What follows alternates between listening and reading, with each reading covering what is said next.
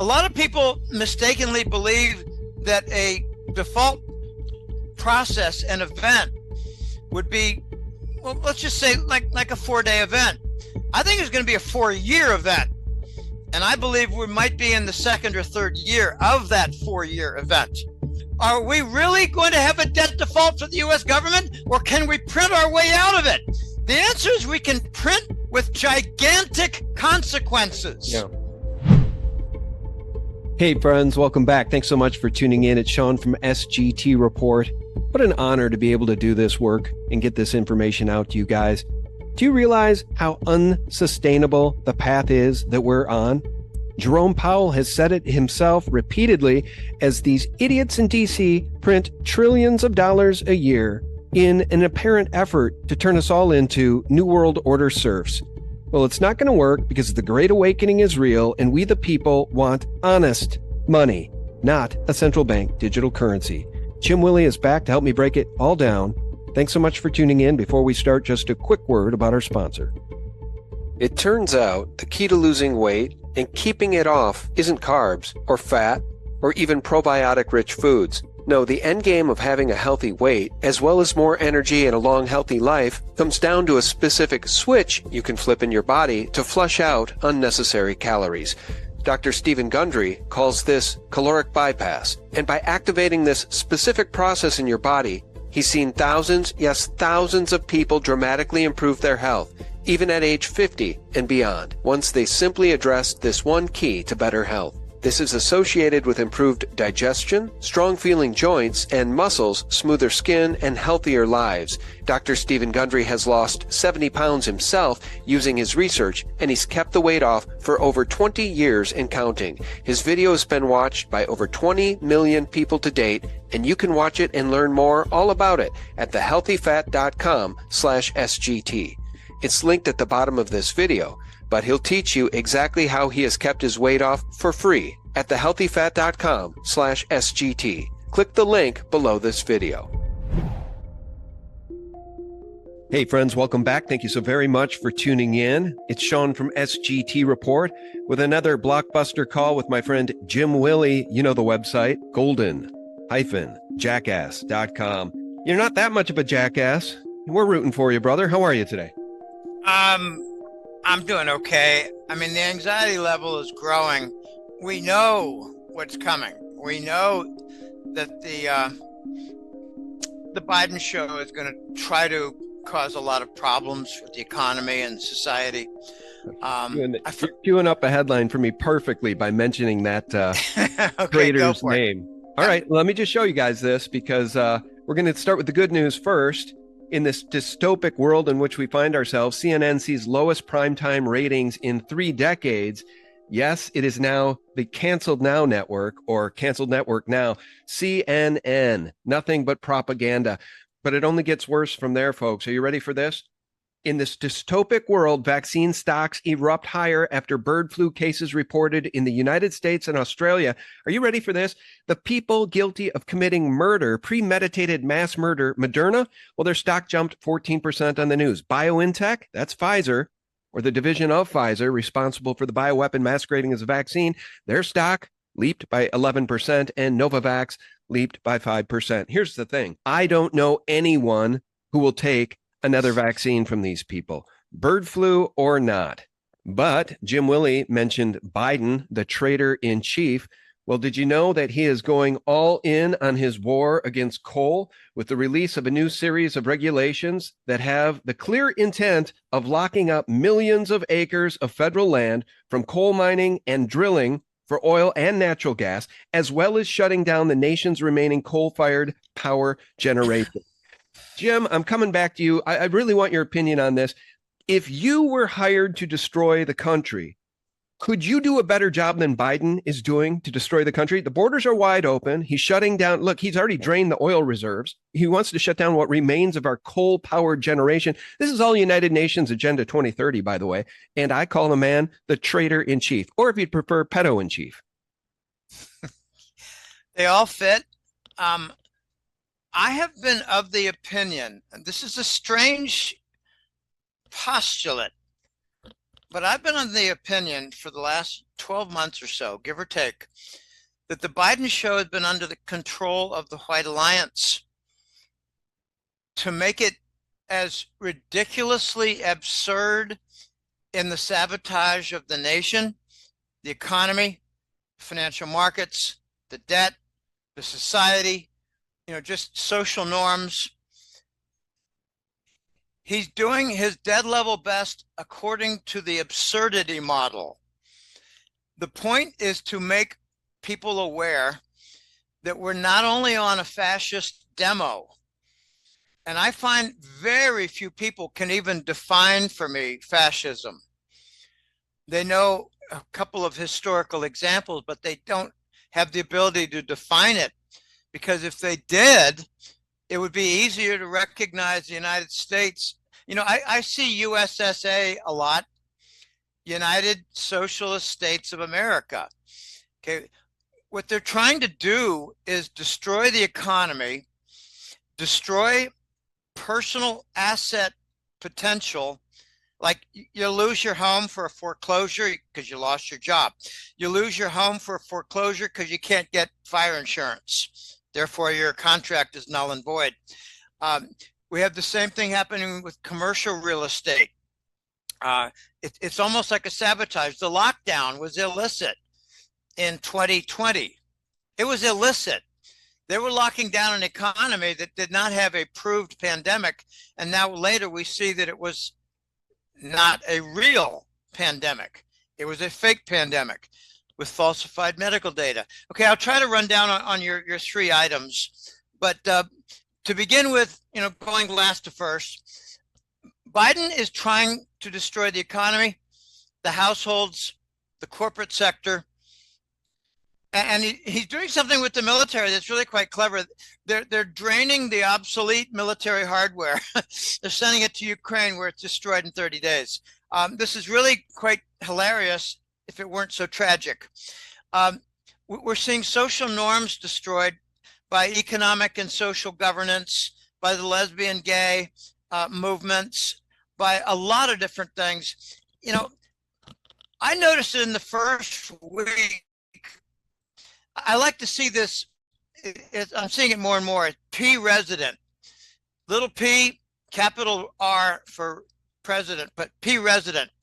Pardon me, I got crisscrossed eyelashes and it's bothering the heck out of me. P resident, I just call him resident Biden. He's trying to do a sabotage. It's simple as that. And there are a lot of theories, and there are a lot of expectations, and there are a lot of threats. And I don't believe even 10% of them are going to happen before the election. You left out something. They blew up the diesel plants. They blew up railways, sabotage. They blew up bridges. They're doing a lot of things. The traffic now in Baltimore for that port area is exactly zero. That's the traffic, zero. But don't be too dismayed, because the Chesapeake area south of Baltimore, it picked up a tremendous amount. And Philadelphia picked up a good deal also north of Baltimore. Okay, item two. I had actually, from a consult call and reference in a second consult call, it was a guy in the Midwest. I believe it was from Indiana or Iowa. I can't remember which. I've done, believe it or not, I've done 740 consult calls now in 4 years and a few months. There was a client. It was in the Midwest, I think it was Indiana, and he said he knew of somebody who had Department of Agriculture officials drop by, and they said, we're going to do some tests of your chickens and your poultry farm here. And they came back and said, we have several cases of avian flu. We're going to have to burn down your entire, I call it a chicken hotel. It's an informal name, but it's like 200 yards long, 200 meters long, 5 stories high, and tens of thousands of chickens inside that are not free range. They lay eggs, they multiply. They don't exactly have a great life, but they're running around and they're free within the confines of the chicken hotel. Anyway, the Department of Agriculture demanded that they burn down the chicken hotel, and he would be reimbursed for either $3 or $5 million by the Biden show, and he didn't get one penny. He declared bankruptcy months later. They did that to several different chicken farms, poultry ranches, whatever you want to call them. All right, so this avian flu never really stuck a year or two ago, and they're going to try to roll it out again. I don't think it's going to stick this time either. They're going to come with some fake news items that, oh my gosh, 17 locations in the United States, avian flu. We better roll out the vaccine. I don't believe the evidence of the avian flu will be real. I believe it'll be falsified. Almost everything they do is falsified. And their vaccines are not health enhancements. They're health destroyers. And that's why I call vaccine with a double X. I don't think there's going to be much traction with the avian flu. They might get some, and it could be interesting, but I think it's going to fall on its face. Most people that I know who took a vaccine they stopped. They're not taking any more. And you know, there's an interesting learning experience with that, Sean. It's not like they're going to say, I took a vaccine and I regret it deeply because it harmed me. They don't say that. They say a compromise. I took the vaccine, not really sure it was a great idea, but I'm not going to take any more. Mm-hmm. I'm firm, I'm not going to take any more. That is a compromised position that works well for managing the next phase of the deception. Okay, item 3, CNN. CNN underwent a tremendous transformation starting around 2018 or 19. I mean, pre-COVID bullshit. What happened was they were identified as the chief cook and bottle washer of propaganda television. And as a result, their viewing audience began to slip. I remember reporting in 2021 that they had lost something like 80% of their viewing audience. And I believe now that it is something like 90% of the viewing audience compared to, say, 2015 or 16. Now, if you think they can overcome that, you're wrong. What happens is they lose advertising revenue, the marketing revenue. It starts to dry up, and then they end up, from the CNN offices, charging less per minute of advertising time. So they lose their sponsors and they lose the robust revenue per minute. It's a double whammy. And I have a theory, and I'd like to just say that when it comes to narcotics money laundering, I don't find more than maybe 1 or 2 people who even hint at it among the financial analysts. And I call them out. A couple of them have made some statements that nothing is really verified, nothing can be demonstrated. Bank of America, yeah, okay, maybe it's involved with the Bush family, but there's nothing verified. I actually had a consult call with a doofus, a very successful 80-year-old, 75-year-old, 77-year-old professional property developer and manager in Northern California. And he said to me, Jim, can you pass on to me the 10Q statement from Bank of America that demonstrates proof of your accusation that they're involved in money laundering for narcotics? I laughed in his face. Okay, CNN can replace some of their revenue with Langley narco money funds, money laundering from narcotics. I believe that has been going on for some time. You know, pull the party line for the fascist demo and the fascist state.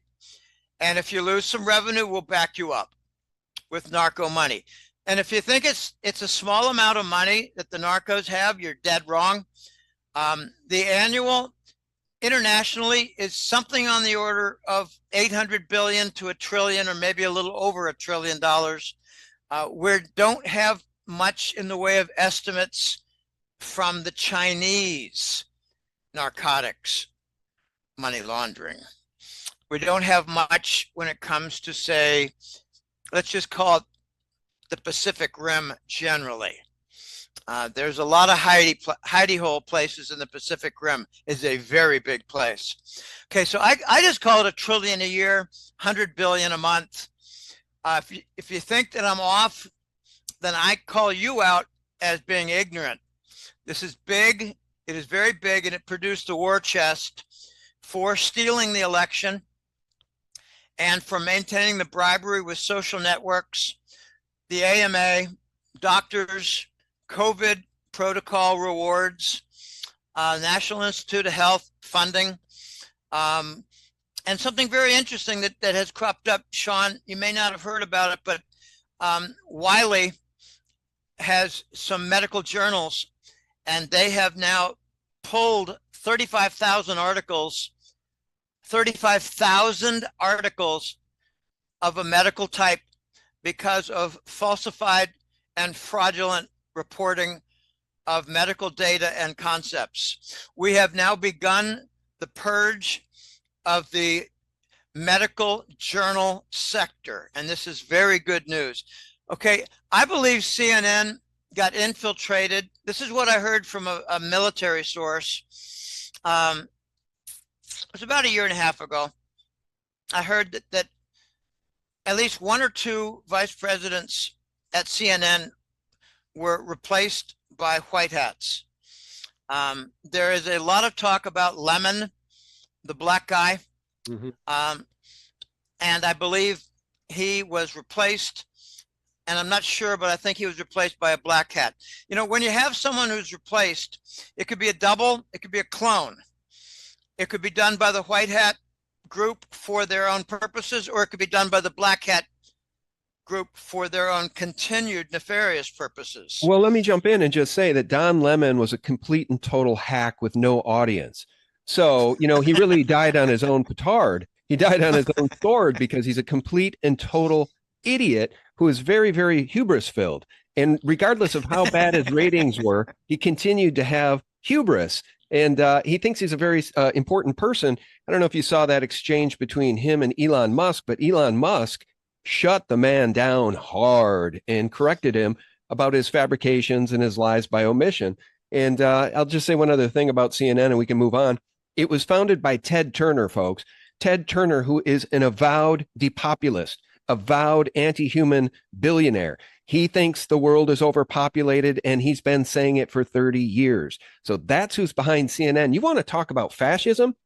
The classic definition of fascism, by the way, is the DOD and the United States government partnering with Big Pharma to produce a bioweapon masquerading as a vaccine. So that's why it really offends me to my soul DNA that vaccine company stocks have erupted higher after bird flu reportedly found in the United States and Australia. Just more propaganda and more of the red button. What's the red button? The red button is people profiting from death and not being willing to divest themselves of these criminal anti-human stocks.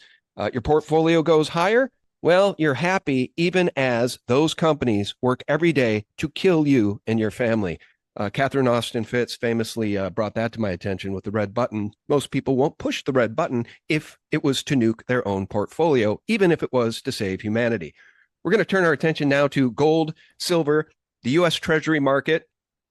Interesting to note, Jim, you emailed me this. I think you're spot on. Gold exploded higher. We're sitting around $2,350, $2,375 today in gold, but gold exploded higher right around the same time the U.S. government decided it would start seizing Russian assets.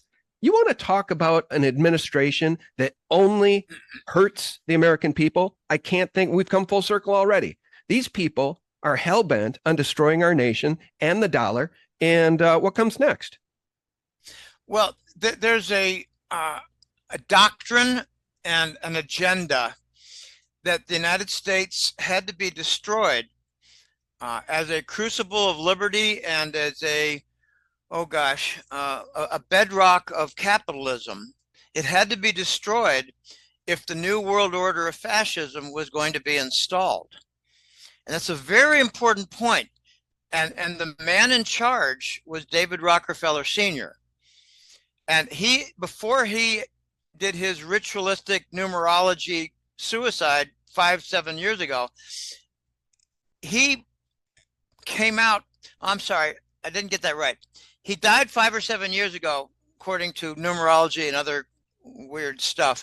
But when the vaccine was rolled out, The Rockefeller Institute, the House of Rockefeller, made an announcement that David Rockefeller Sr. invested billions of dollars and 50, that's 50 years of research, starting in 1970, to come up with the perfect solution for trimming down in a big way the population of humanity, and what remained would be put into a network that I call the Borg.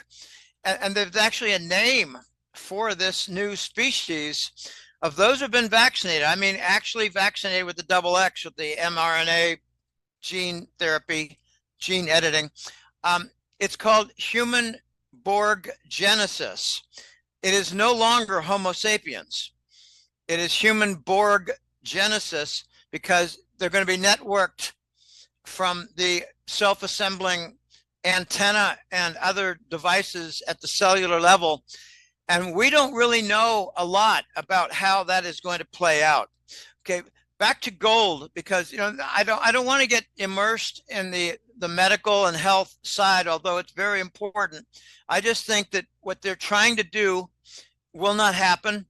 And we haven't heard much about the Marburg threat, which is a combination, laboratory combination of smallpox and Ebola. We haven't heard much about that in several months, which tells me that it got sidelined and maybe captured. I'm of the opinion that most of what the black hats have planned will not happen. I operate also under a principle, I call it false flag 201. Let them announce, let it be known what some of their plans are, because they won't happen as a result. There are numerous examples of that. But I found it interesting, Sean, regarding the gold breakout.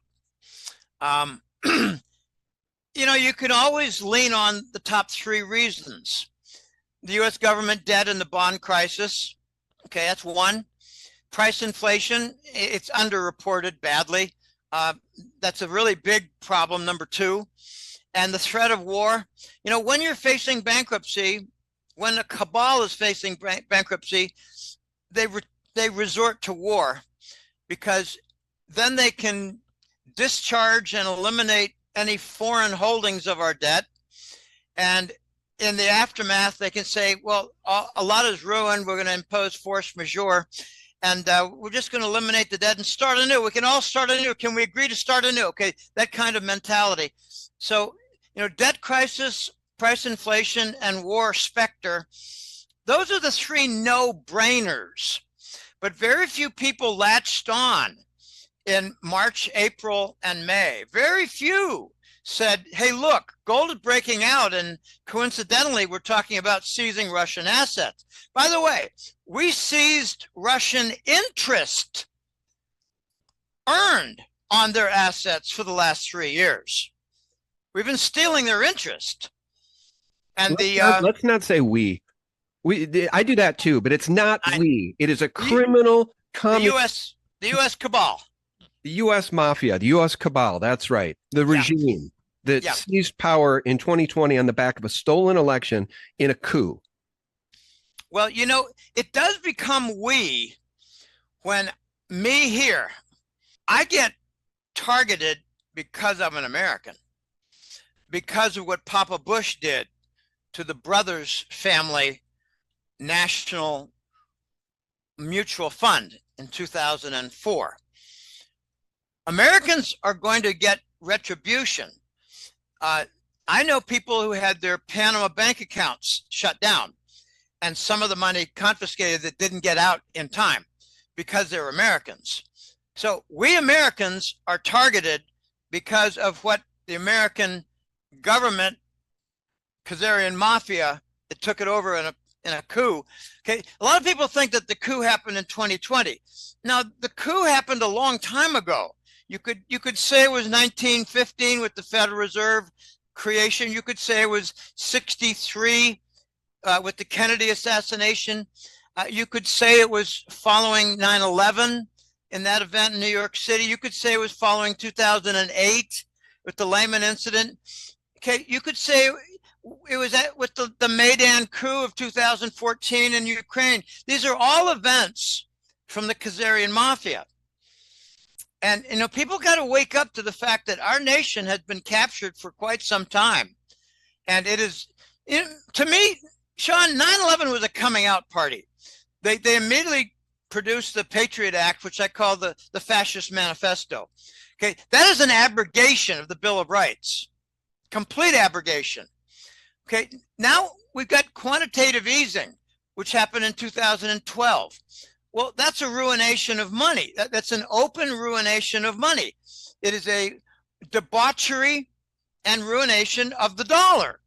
And now we're seeing a climax. I made a forecast in 2012 that in 10 years, give or take, we're going to be looking at a U.S. government debt default after having seen $1 trillion a year in our deficits for as far as the eye can see. I said it in 2012, and it turned out to be very much on the mark. Well, and by the way, did you know that by the government's own accounting, at the current rate of spending, we will sit at $52 trillion in stated national debt by 2033. I don't think we're going to make it to 2026. No, I agree. I was going to say the exact same thing. I was going to say 2025, 2026. Okay, Trump has already announced that his first order of business will be to manage the debt default, which means they're going to do some form of a liquidation and compensation. We're going to be really lucky not to lose some territory. And I'll tell you, the three territories at most risk are Alaska, Hawaii, and California. I was going to say Alaska. It's resource rich, and it's a vast, vast, prosperous piece of land. Who would we lose it to? Well, I think Russia's going to reclaim it because they have evidence that we never bought it. We only leased it. The lease is up. With Hawaii, China wants it as a port, and China was involved directly in the Maui dew hit. I call it a dewdrop hit. China was directly involved with that. California, the Chinese own the government. I got a quick story to tell you. I don't know if I'm repeating, but I have a client who resides in California, and she had contact with numerous different people, Attorney General and Vice, what do you call it? Not the Vice Governor, the Lieutenant Governor. And when Governor Newsom was arrested 2 years ago, she called up the Lieutenant Governor and said, why don't you go public and just let it be known that Governor Newsom was arrested for child torture and misprison, which means a form of kidnapping. Well, wait. I've never heard this. Is this some woo you're sharing? Did this actually happen? Where did you get this information? Well, my military contacts and a few other people confirmed it in California. This was back in, I think, early 2022. Newsom went missing.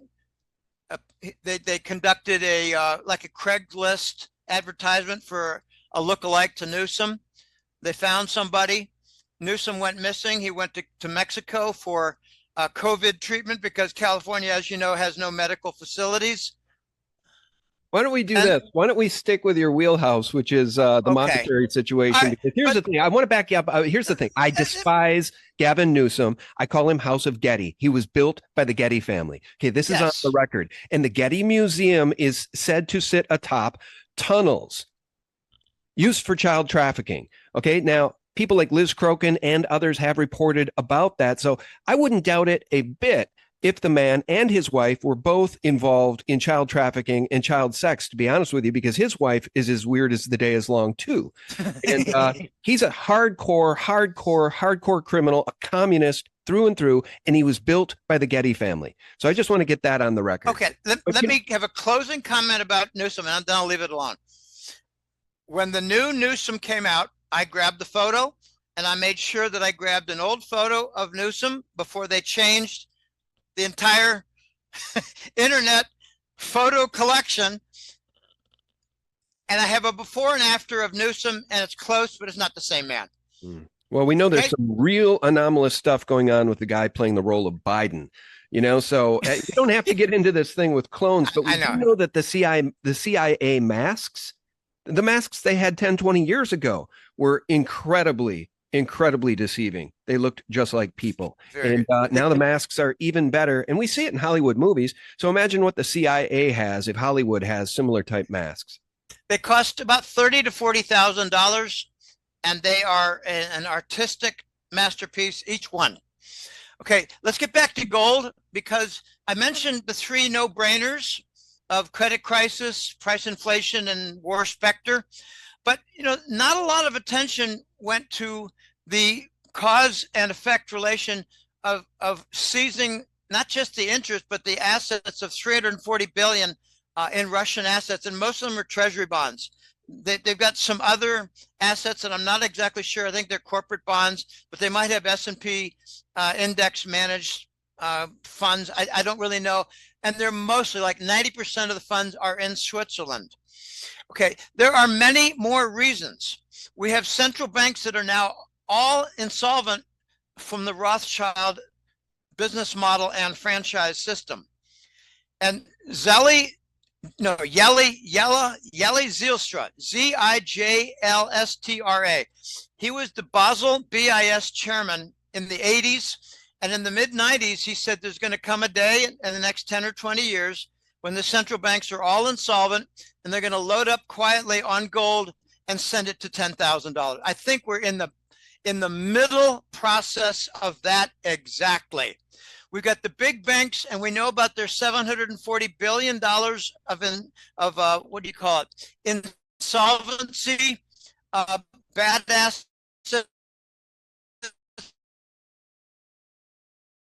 They're in the hole.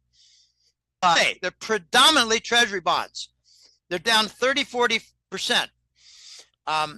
So these big banks, they're going to be buying gold. And I actually did a consult call about a year ago with a fellow, and he said, Jim, don't describe me.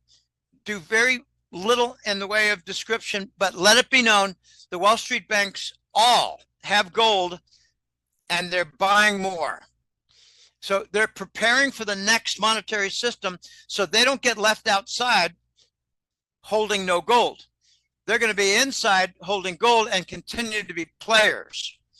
Okay, those are a couple of the other reasons, but there are many more. We have the BRICS nations redeeming their treasury bonds, and I believe taking a haircut in order to acquire gold. We have Shanghai now, and the Shanghai SCO window is being used as the BRICS commodity trading center. I believe we now have the BRICS New Development Bank that is taking in assets in the form of treasuries, and they're using them as collateral for loans, and they're also converting them to gold. They're doing both. And they might be doing some collateralization and conversion at the same time, like a gradual process. A lot of people mistakenly believe that a default process, an event, would be, well, let's just say like a 4-day event. I think it's going to be a 4-year event. And I believe we might be in the second or third year of that 4-year event. Okay, there are other very important events going on, and that is that Japan is in a financial crisis ever since they sold almost $200 billion worth of treasuries, and they're making a conversion to gold for their monetary and banking system, and they're facing assassinations in the process from the Rothschild remnants and Rockefellers. China is now, it's now official. We've had Yellen go over there, and we've had Blinken go over there with even more disrespect shown. China is now converting trade surplus directly into gold. They're doing a gradual process. And when you hear about official gold, like the People's Bank of China, and they announced that, oh gosh, up to 2,000 tons of gold or whatever, multiply it by 10, multiply it by 20, multiply it by 30, and then you get a pretty good idea of how much gold they hold, because they're SAFE, like safe as opposed to unsafe. Their SAFE fund is loaded with gold, and they're not obligated to tell you anything about the contents for national security reasons. That's right. And they don't export a single ounce of the gold. All the gold they mine is kept in China. Now, let me ask you, can we just back up to Japan, the proxy state of the U.S. after World War II? It's my understanding that the only reason the dollar hasn't fallen into total collapse at this point is because Japan has been propping up the bond market. And They're essentially being bribed by the US government, or I would say extorted into hanging on to those bonds. Meanwhile, the yen continues to plummet. Do you want to just talk a little bit about that? That's a first world nation. It wasn't that long ago that Japan was one of the economic powerhouses of the world. They produce some of the world's best cars. They've got a very informed, educated people, but they've been sold out and now they're being extorted and the yen is plummeting. And that's a first world nation. By the way, Bitcoin just hit a new all-time high in Japanese yen and other currencies around the world. Do you want to talk a little bit about the problem that Japan has, being a proxy state of the USA? Yeah, don't leave out cameras. Don't leave out computers and PCs. Those are other areas of really big, strong sectors in Japan for their export industry. It was between October 2021 and October 2022. They sold $180 billion worth of treasury bonds. At the end of that, I picked up on the story. Honestly, I didn't get it while it was happening. I got it in the aftermath because their currency, the yen, went down 21.5%.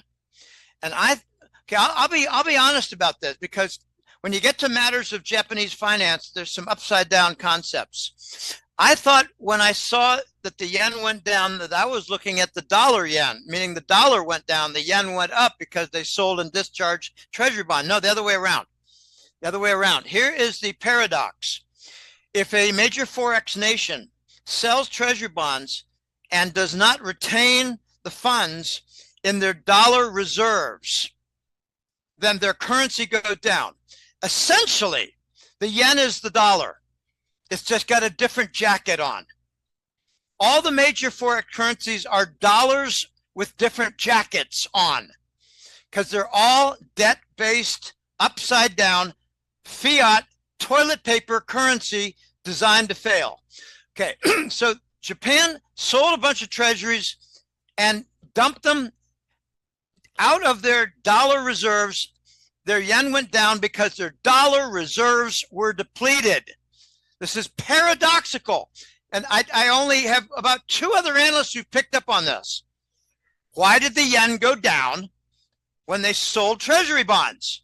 Because they depleted their dollar reserves. And as a result, they got a credit crisis because foreigners holding their government debt, they realized 20% losses, so they began to sell in a large volume episode. And that forced the Japanese government to print money in order to buy back their own bonds, which added to the decline in the Japanese yen. It went from 21.5% to 25%. At that point, they started getting threats from the US government. You will stop selling treasury bonds, or we will continue or accelerate the murders of your mid-level officials, the names of whom American people don't even know. Okay, so that's where we are. They have announced that they're going to going away from the dollar as a foundation, global currency reserve. They're going away. They're going to gold. They're going to create a gold foundation for their banking and their currency. And this is a revolutionary concept. And it's one of the 2 major nations, Japan and Germany. We're losing Japan. And in a sense, this is really quite, it's almost funny. The Japanese are the biggest de-dollarizing nation on the planet right now, and they're not yet applying for the BRICS. So they're facing threats. And I noticed in the last few months, the Japanese are buying treasury bonds. And I think they're being forced at the point of a gun to the head. They're not discharging their treasury bond holdings in their Forex reserves. That's the central bank savings account, Forex reserves. They're now stuck at something like $800 or $850 billion worth of dollar-denominated bonds, and they're almost all treasuries. Wow, it is so interesting. The Japanese have decided the only way we can move forward, which means go away from the treasury bond basis, the only way is to build up our gold reserves. So in a public way, they're buying treasury bonds, And in a quiet, private way, they're buying gold bullion for their new basis and foundation. This is very ugly, very complicated. And I believe the Japanese decided several months ago, we need to move forward, but we need to do it with second books. We need to do it with quiet acquisitions. We need to do it with secretive movement. We need to do it with an agenda that we do not publicize, and we have to keep it all secret from the Biden show officials because they will murder us. Okay, now they've got a weird problem here. A Toyota car is now a lot cheaper to import into the United States. They're down 25% on their currency. They're trying really hard to stop the decline in their currency. And I'm not talking about the dollar yen, I'm not talking about dollar and yen purposes. And they do that because it used to be about 100 yen per dollar. So how many yen does a dollar buy? Well, now we're up to 150 or 160 because the dollar has gone up and the yen has gone down, and that's the upside down part. But if you go to stock charts, which is my favorite, and I'm not really a plug, I just think they're the best. Stock charts, that's where you find what the yen is worth in dollar terms. It's XJY, and it's in dollar terms. So I went to that and they go, oh my gosh, the dollar is down. It's not dollar yen.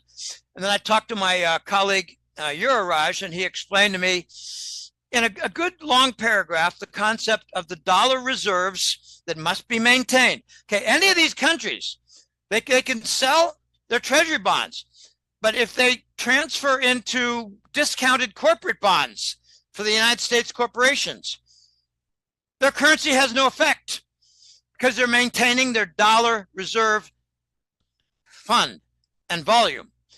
But once they go to gold, that's not the dollar anymore. If they were to, buy a bunch of Bitcoin, that's not dollar anymore. If they were going to buy, say, office buildings in the Pacific Rim in a diversified portfolio, that's not dollar. So that affects their yen currency. Now, China got into a trade war several months ago with the United States that heated up in a big way. We're starting to go after people like Jack Ma and Alibaba. He's missing, I think. All kinds of other issues. Macau and Singapore are brought into the mix in a complex triangle regarding the United States. Very complicated, and I cannot say that I have it all figured out. I have a fellow who's trying to instruct me. Appreciate it, Bo, and I do the best I can, but I'm really busy. It seems like Hong Kong and Macau are working with Singapore and against the Chinese Communist Party. That's it in simple terms. But China is also anxious in getting rid of treasury bonds. And it used to be that China and Japan each had $1 trillion in treasury bonds and a little bit of Fannie Mae bonds, but not much. China has been loading up and rebuilding their silver stockpile. Guys, apologies for this real quick break. In a word about our sponsor. Gold has been on an epic, nearly unstoppable run. It's happening. Central banks are ditching the dollar and U.S. treasuries and buying more gold. The good news? It's predicted that gold will go up a lot more. UBS has even predicted a $5,000 per ounce gold price. And Noble Gold Investments phone has been ringing nonstop. Everybody wants to protect their retirement with gold, and you can do the same. Now, it should be said that there are no investment guarantees. Do your own due diligence. But Noble Gold Investments can help you secure gold to protect your future. From the first day you call Noble Gold Investments, you'll work with a dedicated all-American expert. So whether you're a beginner or an experienced investor, Noble Gold Investments will make sure you get all the help you need. But that's not all. This month, Noble Gold Investments will give you a free 1/4 ounce gold standard coin if you open a qualified account. So go to noblegoldinvestments.com right now. That's noblegoldinvestments.com, or call them directly at 877-646-5347. You'll be glad you did. China has been loading up and rebuilding their silver stockpile. Oh, silver. There we go. I've been waiting for you to bring up silver. So patiently waiting and waiting and waiting for you to bring up silver. As I want to ask you about silver, but I also want to just make the point that Jerome Powell was just asked by a journalist the other day if he would ever consider intervening and educating these vipers in Washington, D.C. about their spending because we are on an unsustainable fiscal path. And Jerome Powell said, that is not my job. It's not my job to educate these idiots. Anyway, they're taking us right over the cliff. And I wanted to ask you about silver. So silver above 30, monumental in your view, or are they just going to tank it back down below 30? No, it's going to 50. Just be patient. When? The sell-offs are briefer. They hurt, sure, but they're briefer. Get back to me in a week and let me know if we're notably above 30.2 in 1 week. We have now big hands in China and India buying the sell-offs. It's such an important concept of China and India now with respect to silver that they're an important factor in buying sell-offs intraday. I mean, within a single day. Okay, I wanted to finish with the point of China before I get wholly into silver. China is now converting their surplus from trade into silver. And Yellen went over there and told him, we want you to quit making so many electric vehicles.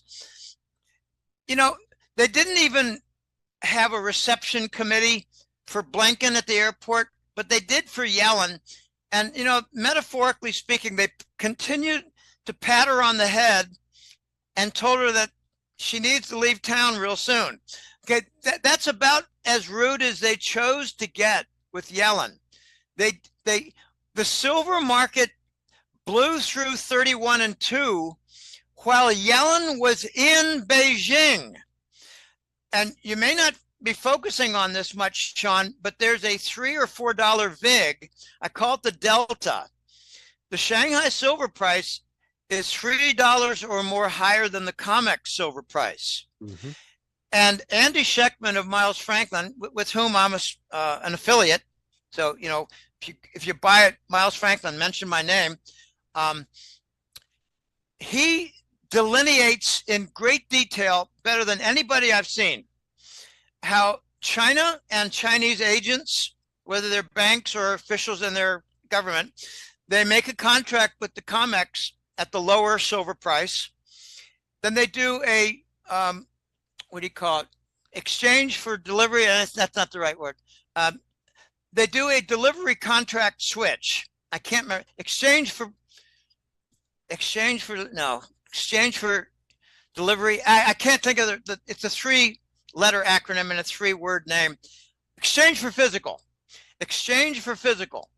What they do is they make a contract that enables them legally to pick up the silver in Hong Kong.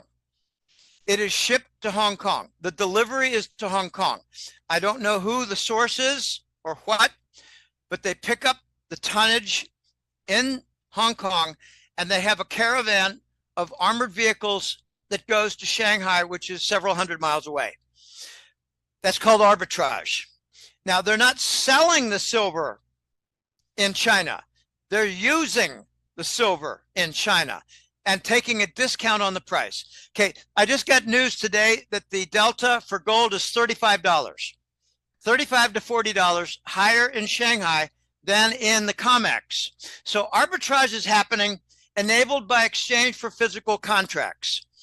They're using the United States as a stupid shit host for not so much a vampire, but host, a dying host for the new BRICS order, the Silk World Order. And I am no fan of Chinese politics, and I am no fan of Chinese banking policies and their social credit, and neither are the BRICS nations, because last August, they blocked President Xi from making a social credit scoring bank policy recommendation to the South African hosting conference for the BRICS. What they did was they took the entire Xi entourage with his security. and there were about a dozen of them, maybe 15 of them, and they just said, look, you have to go with us. And they took them to a hotel lobby and didn't let them leave. Okay, it's an abduction, but they didn't call it that. And they prevented them from doing the speech by Xi. It was a blank moment, and they had a replacement at the BRICS conference. That is how much the BRICS don't want the Chinese banking policies integrated across the BRICS nations. The BRICS, by the way, have announced the dollar is now contraband. The dollar is now no good. It is not accepted. Now, I do believe, though, that the new development bank, the NDB, that acronym is going to become wider known, the BRICS NDB, New Development Bank, they're going to accept treasury bonds. And I believe that the conflict has now, it's not quite reaching a crescendo level with the United Arab Emirates, but the UAE and Dubai have announced they will be the dumping ground for treasury bonds.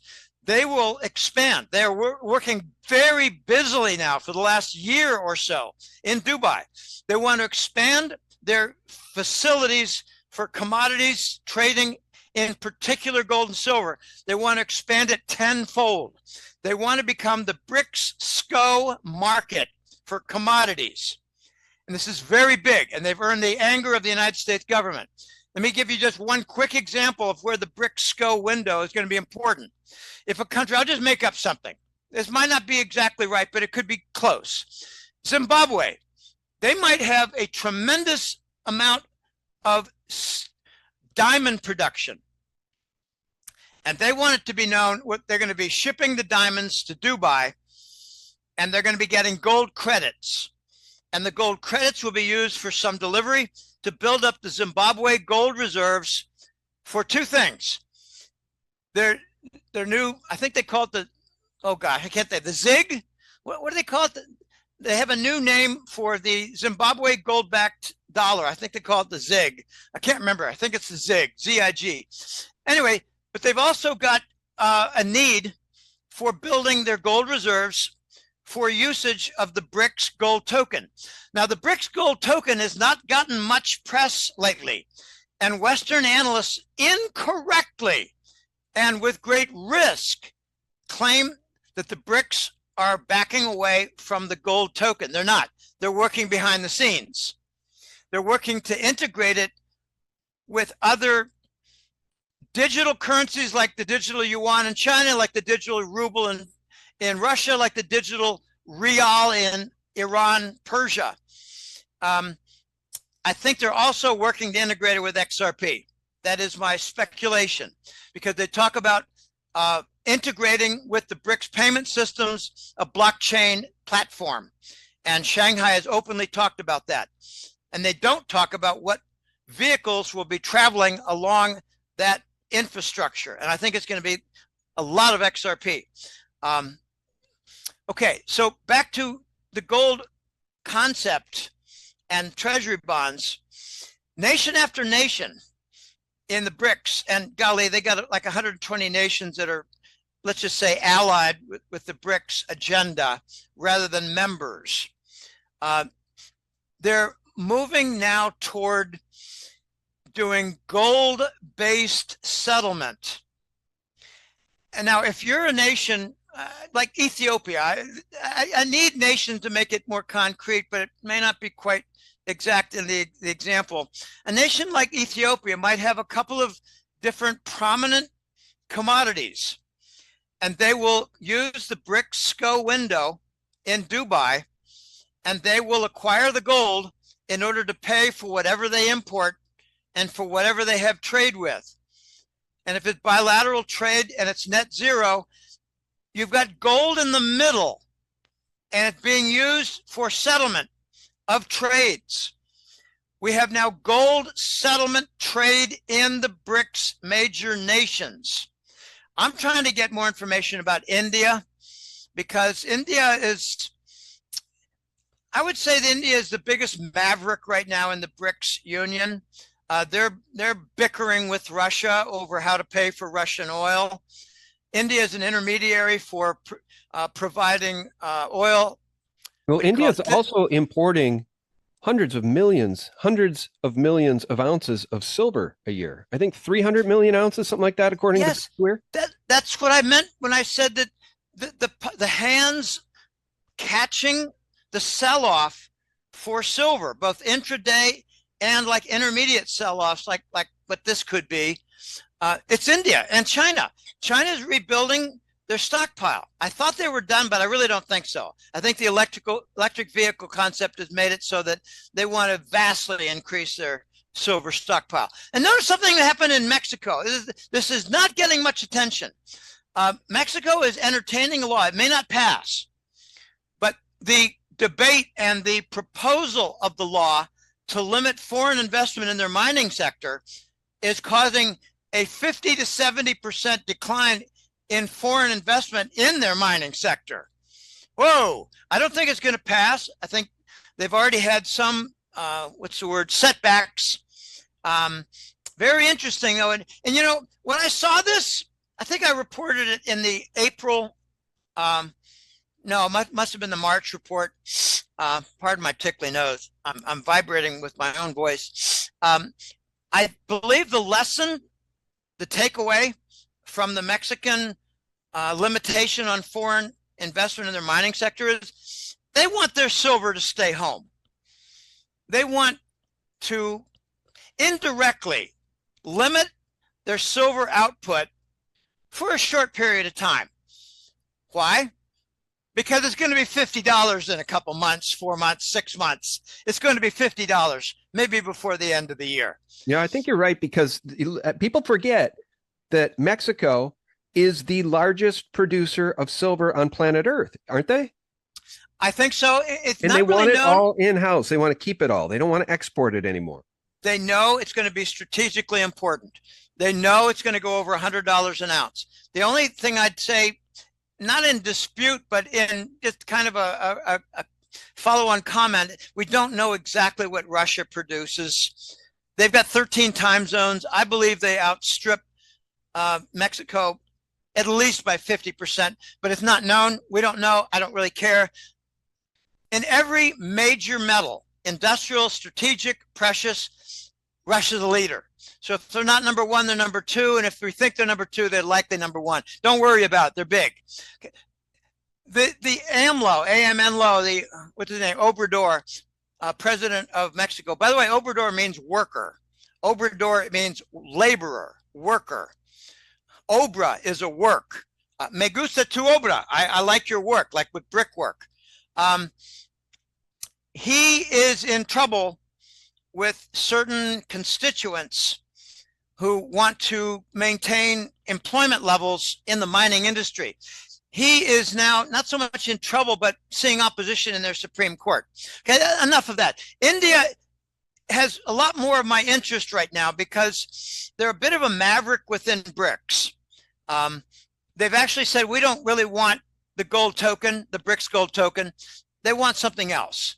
Wouldn't it be interesting if they choose to use the UAE dirham in a combination with XRP? They've already used the dirham a few times with contracts. Okay, there are going to be 3-party contracts created.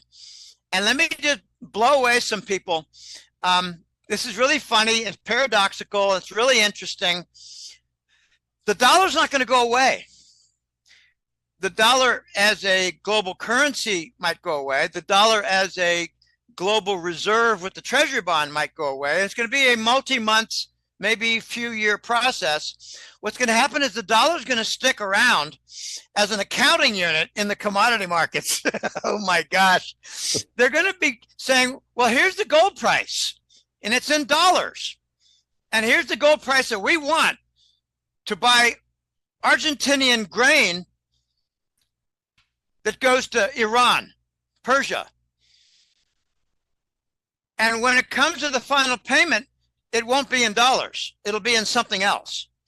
It'll be in BRICS gold token, or it'll be in, maybe BRICSCO NDB credits for a construction project in the billions. There's going to be a lot of activity, but we've already begun to see the dollar used as an accounting unit and it has been in India. Okay, I think India is giving this to the British bankers, and they're at risk of retribution. Like, it's always in the form of assassination. Notice that the British tried to push around the Indian government about 6 or 8 years ago regarding acquisition of temple gold in India, and it failed. Okay, for those who don't know, it's probably about 15 to 20,000 tons of gold in India from their temples, and it's considered sacred. And their middle class, even especially the upper class, they use gold and jewelry for household wealth. Some of their corporations use gold bars and some jewelry items for corporate treasury wealth. India's not very involved in paper asset wealth. They don't store treasury bonds and call it their national saving. No. They've got a few thousand years more experience, and they can identify Western fraud for what it is, fraud. 100%. And that's what this is. The entire system is nothing more than a con game at this point. It's a confidence game, and the world is losing confidence in the US dollar because the United States criminal government has abused the privilege of having the world's reserve currency, which leads me to my last question. We just have a few minutes left.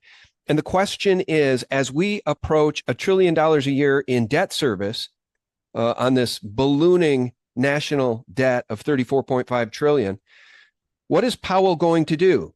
Is he going to cut rates? Because everybody's betting on a rate cut because the service of the debt is unsustainable. The economy is hitting stagflation. We're probably in a depression if we had honest accounting. Yes. How soon does he cut? How much does he cut? And is it just QE to infinity at this point? It's QE to infinity, exactly. I identify, and I've been on record in the last several interviews, last couple months, we're in inflationary depression. The true price inflation is 6 to 7% higher than what we admit. So it's really like 8 or 9%. And that exaggeration and that falsified amount must be subtracted from the stated economic growth, which I think they claim at bullshit of 1% growth or something absurd. We're at -5, -6% economic recession. That's a depression. And we're at 6, 7, 8% price inflation. They cannot reduce interest rates because we've got bigger inflation than what we announce. They cannot raise interest rates because we're in a depression. I think they're going to do their best to keep it steady. They talk a lot about doing a rate cut. And what they do is they say, well, okay, remember in November, December, they were talking about a rate cut maybe in February, March, and they pulled that back. And in the last couple of months, they said, well, we might do a rate cut, but like in June or July, and watch them cut that back. By cut back, I mean delay. Okay. We also have falsified information. They said a treasury bond auction went very well. And first thing I looked for, and this was like early May, first thing I looked for was what was the volume? And I heard it was like 25 or 27 billion. And I thought, what about the other 970 billion for the month? That is where the monetization is taking place, Sean. We've got 8 trillion in long dated maturities that must be refunded this year. We got 2 trillion in short dated, and we got 2 trillion in actual deficit this year. That's 12 trillion this year, 1 trillion a month. And they're talking about a successful $25 billion auction. I'm saying that is a pile of hooey. And what about the other 900 plus billion? By the way, we are on now a pace of 1.2 trillion a year in interest. They call it borrowing costs. Borrowing costs at 1.2 trillion. It's tracking now at 100 billion a month. Okay. The St. Louis Fed, in my opinion, is the most respected of the different Federal Reserve offices. And I like to say that if I ever wanted, and I don't, if I ever wanted to join the US government and work somewhere, I would go to St. Louis and work for the St. Louis Fed. That is where their statistical expertise, their analysts reside. They're model builders. Like Bernstein, who couldn't articulate how money comes into fruition and didn't know how the bond market works and how the U.S. criminal government issues debt. Hilarious. Unbelievable. All right. The St. Louis Fed, why I brought them up, Sean, it was 2 months ago. They said the U.S. government debt is unsustainable. We're on a course toward disaster. And you know, when St. Louis Fed talks, you got to listen, because that is where their model builders, they are now doing probability models for how long before the debt default occurs. I think we're going, and I got misquoted about this. I want to set the record straight. I don't like being misquoted. I was very careful in my words, and they were very careless in quoting me. I said, and I continue to say, in June and July, we were going to have the talk and the debate of debt default, U.S. government debt default and bond default, the talk and the debate of debt default, U.S. government and Treasury bond, not debt default, talk and debate. And we all know that when there is talk, it's probably in the background. But I'm just saying we're going to have a lot of discussion and open debate and discussion. Well, what if we're really in a bond default? What is going? Are we really going to have a debt default for the U.S. government, or can we print our way out of it? The answer is we can print with gigantic consequences. Yeah. High price inflation, CPI. It's going to go up over 12% again. We saw it in 2011 from the lockdown, which was supply driven, shortages. We're going to see it again now from a surplus of money. And a lot of analysts get this dead wrong, Sean. Foreigners are dumping treasuries. That does not mean money comes home to force price inflation. No. Foreigners are selling treasuries, and we're giving them money in their currency over there.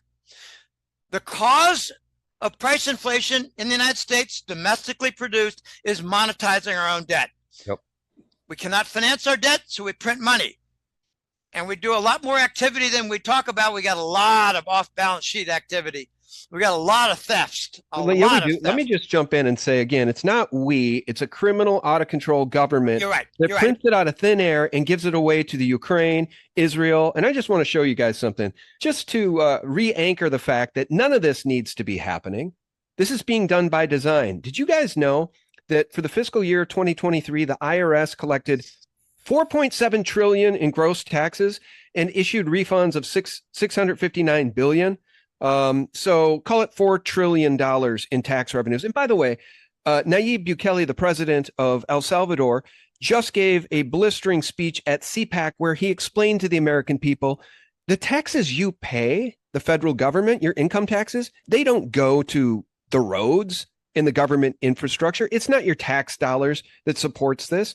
It's the fraud that they want you to believe your tax dollars fund the government. And I think he's absolutely right. But the point I wanted to make, Jim, as we part ways, is that $4 trillion in tax collections a year is not enough to operate this stinking criminal government. They need to spend $2.5 trillion a year more than that.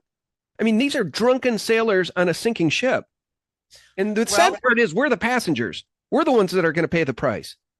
Well, we're going to pay the price, but it's going to be to survive the transition.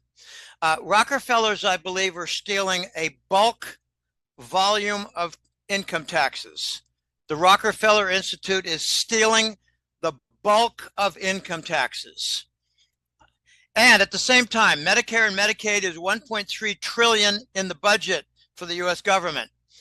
The Rockefellers are the last bastion of the cabal, the globalist cabal, the last bastion that has not been conquered and has not been defeated and has not been sacked and has not been gutted for their wealth. The Rockefellers are the last. And remember, Bill Clinton is a Rockefeller. Remember, Hillary Clinton is a Rockefeller. It said that Zuckerberg. Podesta is a Rockefeller. Zuckerberg is a Rockefeller. Zuckerberg is a Rockefeller. They have populated the U.S. government and the icon positions. And if you think that they were done with only that, you're dead wrong. There were at least 30 missions in the 70s for David Rockefeller Sr. to go to China. And there is a reason why a number of their leaders look a little bit Western and a little less Chinese compared to Mao Zedong, Chu Enlai, and Deng. Well, and you remember Hillary Clinton, that witch, publicly thanking really worshiping at the altar of Rockefeller by saying, "Thank you very much, Richard, and I am delighted to be here in these new headquarters. I have been often to, I guess, the mothership in New York City, but it's good to have an outpost of the council right here down the street from the State Department. We get a lot of advice from the council, so this will mean I won't have as far to go to be told what we should be doing and how we should think about the future." Set up by David Rockefeller. So I think the Rockefeller hive is in Beijing. And now we've got a battle. This is really important, and I don't have all the information, but I just will say that Macau and Hong Kong are working with Singapore against the Chinese Communist Party in Beijing and the Rockefellers. This is very big. And for those who don't know, Macau is like the Las Vegas for the Pacific Rim, except it's 7 times bigger. Well, that's Wow. really interesting. Yeah. That does tie in a little bit with some of the reports that I've heard from Ben Fulford. That, there's so much going on here and behind the scenes that none of us can ever have the full totality of the picture. But I do like having these conversations with you because it gets us thinking. I mean, the world is a very big place and Americans are very, very sheltered.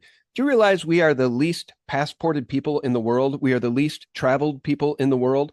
People in the United States are really fish in a fishbowl, most of them. And it's very sad because most of my friends, neighbors, and colleagues have no idea what's coming. They can't speak this language, Jim. They don't know what inflationary depression is. They don't know what the Federal Reserve is. They don't know what a central bank is. They don't know who owns central banks. They don't know about the House of Rothschild. They don't know about the Balfour Declaration. They don't know about bioweapons masquerading as vaccines. They really are NPCs. That's a long list. And, they don't know what a dollar is. Yeah, an instrument of debt. When I went Reserve note, a banknote of debt. When I finished my doctorate in 1980, and I went to Digital Equipment Corp, a computer company in Massachusetts, I met a number of people who never, as an adult, never left New England. They never left Connecticut, Massachusetts, Rhode Island, Vermont, New Hampshire, and Maine. They never left New England. And they were in their 20s and 30s. I had never encountered that in my entire life. Okay, we are a very insular nation, and we're about to get a real lesson on global economics and finance. Let me close by saying that dark money and central banks are buying gold. And you won't hear it anywhere, but narco money is investing in gold and Bitcoin. Mm-hmm. The central banks are investing in gold, and it's their second books. It's the Zijlstra, Willie Zijlstra. He's a Dutch banker, and he was the chairman of the Bank for International Settlements, otherwise known simply as Basel. And he said they're going to buy up gold and get out of their insolvency. We've got every major Rothschild central bank, Sean, insolvent. The Fed gave a $117 billion loss to the Department of Treasury that added to our deficit last fiscal year. They've got a back door. It's called the Exchange Stabilization Fund, which I'd rather not talk about because that topic got my friend and colleague Rob Kirby murdered.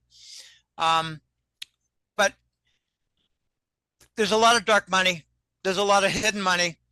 And I believe that Wall Street itself is heavily investing in gold. And if you think the US Mint cut back its production of gold coins and silver coins, you're dead wrong. They cut back their allowable volume for sale. I believe they were selling the other portion to the Wall Street banks, and they were making bars. Well, let me say one last thing here as we part ways. You mentioned Bitcoin, and I'm not going to proselytize to you guys about Bitcoin. Most of the audience despises it. Most of the audience hasn't done the work, to be honest with you. They haven't put in the time to fully understand it, but that's okay. But do y'all know that 12 of the largest 25 US hedge funds collectively have over 2.6 billion in the Bitcoin ETF exposure? Now, this is through recent disclosures. 11 of the largest 25 registered investment advisors also have exposure, while Bitcoin is still just a $1 trillion asset class. So these ETFs have really changed the game. We're going to keep an eye on that story, of course, along with real money, gold and silver in physical form, which everybody at this point, if you haven't started to buy, you can certainly use Miles Franklin. I like Andy. I've known Andy for more than a decade. Or the guys I use, of course, my friends at SD Bullion, who sponsor an ad right there at the top of SGT Report, or Noble Gold. You know, I also do business with Noble Gold. They're great people. So as we part ways, I want to show your website. Jim, how do people reach out to you and support you? Well, my Stock and Trade is a newsletter, and that's the yellow button. Subscribe to the newsletter. I just last month had my 20-year anniversary, and it went without fanfare. I'm available for consult calls. I have one scheduled tomorrow. I have one scheduled this afternoon. I've done 740 of them. And, you know, some people might think, well, that's a distraction from your work. No, it's an addition. It complements my work because I actually get, I would say 1 out of 5, 1 out of 8, 1 out of 10. I actually benefit with some very good information from the consult client. I call it boots on the ground. I have several examples. I mention them when I have the opportunity during interviews at times. So consult calls are available. I have a donate button for those who are, you know, less fortunate, less wealthy, and don't wish to subscribe, but they like to view my podcast interviews. Well, hit the donate button. PayPal's not involved with that. No more Nazi PayPal. I can say what I wish about PayPal.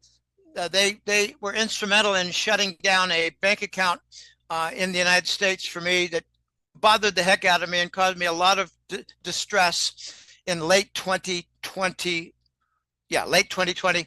Yeah, that, you know what? I don't know if you know this, but I was terminated by PayPal right around that time frame too. You know, well, I wasn't terminated by PayPal. Well, I was. I lost my PayPal. I don't have the ability to accept payments or send payments using PayPal anymore. You know, it's just like I got kicked off of YouTube, Vimeo, MailChimp, Patreon. Yeah. Yeah, we live in a fascist hell world, a hellscape. It's a banker Nazi world, and it was joined in 2020 with a banker medical world, and pharmaceuticals within the medical there. But it's really hard to wake people up, man. It's people are waking up and the scales are being removed from their eyes and they're starting to recognize the tyranny and the totalitarianism for what it is and from whom it comes.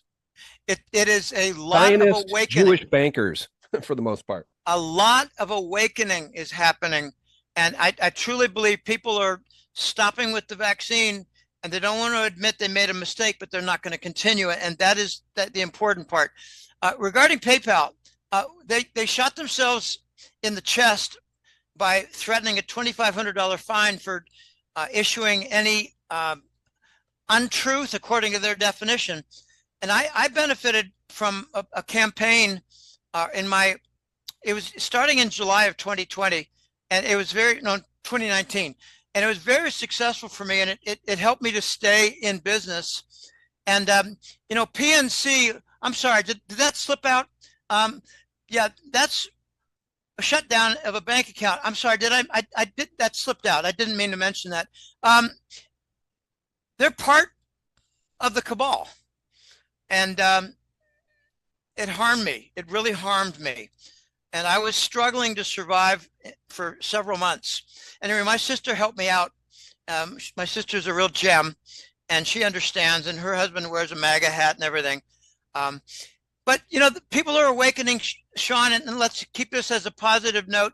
Silver and gold are going to continue on at least a 3-year bull market. For those who think this is temporary, you're among the dumbest in the room. If you think this is a flash in the pan, you're among the dumbest in the room. If you think this is a sucker play, you're among the dumbest in the room. This is a once in a century event of transforming from a debt foundation to a hard asset, primarily gold foundation.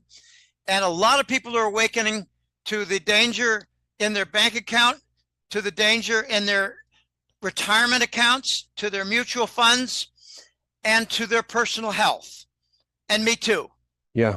Yep. Thanks for having me on, Sean. It's not just been interesting, it's been fun. It's always fun. Well, thanks, man. I appreciate that. And I will leave a link below to your website so people can reach out. And until next time, take care, Jim. Okay. Well, thanks very much. Bye Yeah, now. you bet. Bye-bye. Guys, I want to thank you so very much for tuning in. If you're still with us, spread this one far and wide within your sphere of influence on social media. And I'll remind you every single day for free. Check us out to get the antidote to corporate propaganda 24/7 at sgtreport.com. God bless. Bye-bye. Pfizer and Moderna need to undergo not only civil litigation to essentially destroy them as companies financially, but they also need to go to criminal courts and be tried for crimes against humanity. Listen, Borla and Bansal, the butchers, have perpetrated, killed, and injured, as of last year, many more now, 585 million global citizens have been killed or injured by the vaccine. This is truly fifth generation warfare. It's truly satanic. This is a spiritual battle of good versus evil, God versus Satan.